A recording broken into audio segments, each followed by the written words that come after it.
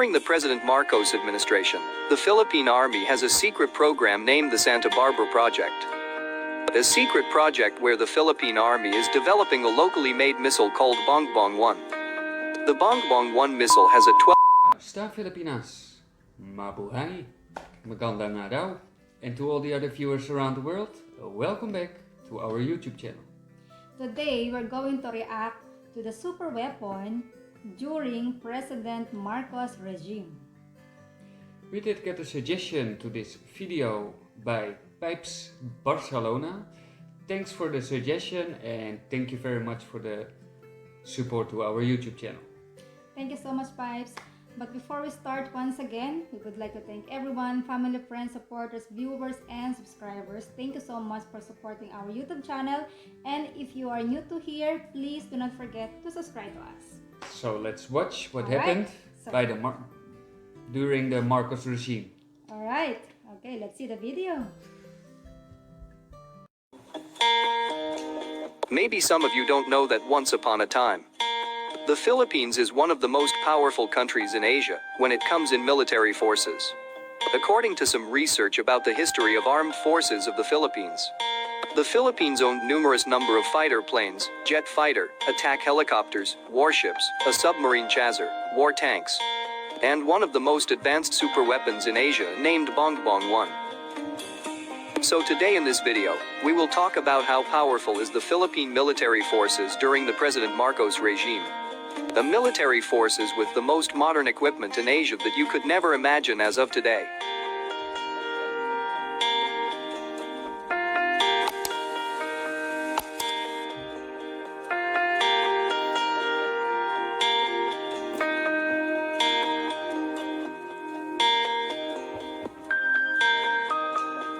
According to some research, only 3 countries around the world owned VOD F-8 fighter aircraft.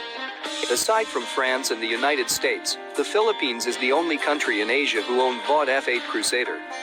VOD F-8 Crusader is a carrier-based air superiority jet aircraft, gained fame during the Vietnam War in the 1970s. By destroying 19 Vietnamese aircraft in an air-to-air combat during that war. During the Marcos regime, the Philippines acquired 35 units of VOD F-8 Crusader in 1977. However, these aircraft were destroyed during Mount Pinatubo eruption, and never been replaced after the Marcos regime. The Philippine Air Force also acquired 19 units of F-5A, and 3 units of F-5B light fighter aircraft, from 1965 to 1967. F-5A Freedom Fighter aircraft was also used by the very famous Blue Diamond Aerobatic Team in 1968. The Blue Diamond is a national aerobatic team of the Philippine Air Force, and one of the oldest formal flying aerobatic teams in the world. Every Independence Day, the Blue Diamond performed their aerobatic skills and techniques up in the sky to show the world-class talent of Air Force pilots in the Philippines. BRP Andres Bonifacio PF-7 is a Philippine Navy warship acquired by the Philippines in 1976. It was built by Lake Washington Shipyard in the United States, and served as a lead ship in the Philippine Navy. BRP Gregorio del Pilar PF-8 is a Philippine Navy warship, acquired by the Philippines in 1976. Just like the BRP Andres Bonifacio, it is one of the largest combat ship of the Philippine Navy during that time. BRP Diego Silang PF-9 and BRP Francisco de Gohort are the other warships acquired by the Philippines in 1976 and 1979. However, after the Marcos regime, these 4 large warships of the Philippine Navy were discarded and sold as scrap. The Philippines also acquired 4 warship destroyer escorts. The BRP Raja Lacandula PF-4 in 1976. The BRP Datu Kalanchao PS-76 in 1967. The BRP Datu Sikatuna PF-5 in 1976. And the BRP Raja Humabun PF-6 in 1978. Fleet minesweeper like the BRP Datu Tupas PS-18 in 1975. 2 coastal minesweepers, the RPS Zambales and RPS Zamboanga del Norte in 1979. Two minesweepers, the RPS Davao del Norte and RPS Davao del Sur in 1979. Two submarine chasers, the BRP Nueva Vizcaya in 1968, and BRP Negros Oriental in 1976. 26 units of amphibious warfare vessels, where some of these units are still active until now. And a hospital ship, the RPS Hospital Nang Tulungan in 1975. During the President Marcos administration, the Philippine Army has a secret program named the Santa Barbara Project. A secret project where the Philippine Army is developing a locally made missile called Bongbong 1. The Bongbong 1 missile has a 12 kilometers firing range, and it was built by the Filipino scientists, with the help of German engineers and scientists. From 1972 to 1980, these missiles were successfully tested 37 times in Caballo Island. On September 1975, after the successful launching of 4 Bongbong missiles, many people asked why is the Philippines making its own missile program. President Ferdinand Marcos then replied, "The defense of the Philippines cannot be left to alliance with other countries. We must assume that there will be contingencies, where even the United States may not be ready to come to our assistance." During that time, the Philippines had already a successful missile program, while China was still developing its first missile program. There's also a report that President Marcos had an underground submarine program together with his missile program. However, after President Marcos' regime, all of these military programs were disbanded and abandoned. According to some military and defense experts, if the past administrations supported these military projects, maybe the Philippines won't suffer from bullying today.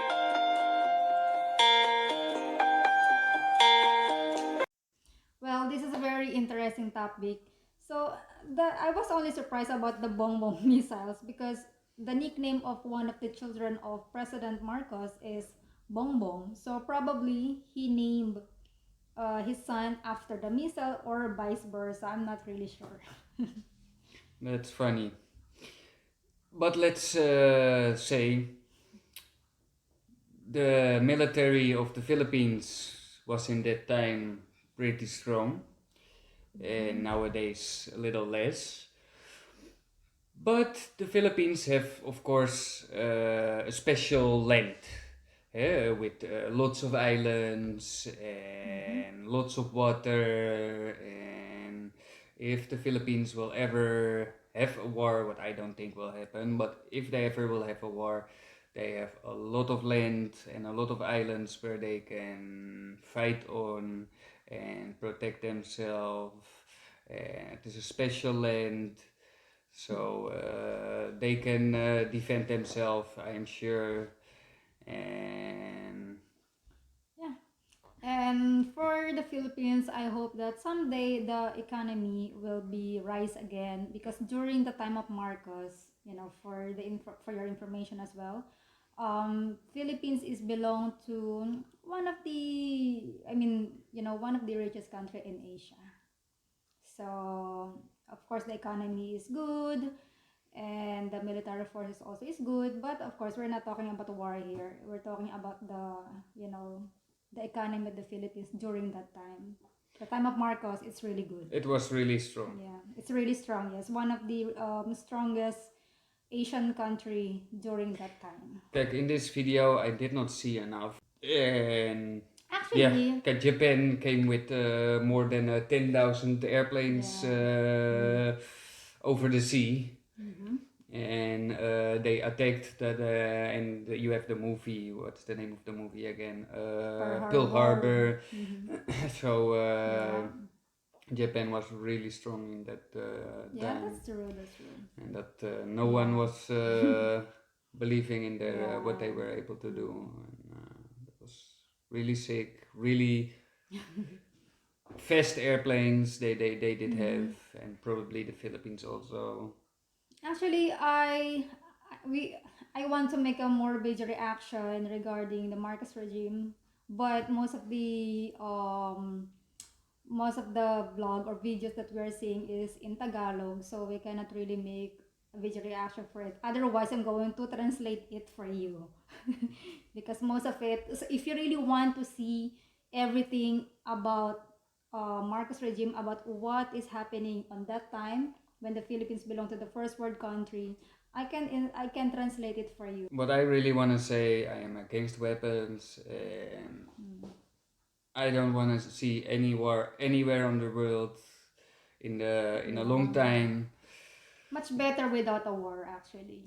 Yeah, and if the Yeah. people just throwing away all their weapons and all their airplanes, fighting jets, and everything, there will not be any war anywhere on the world. And I hope on a world like that. But of course, we cannot avoid wars, actually. But let's hope. Let's hope for, for the peace. And I just hope that there comes soon just an agreement that all the coins on the world will be the same, one coin, now maybe two, but just peace everywhere. No, I am bigger than you and you are bigger than me or whatever. That's true, I don't that's like true. I don't like it at Yeah. all, and it feels Yeah. not good. It feels not great. So I hope that the world in the future will change.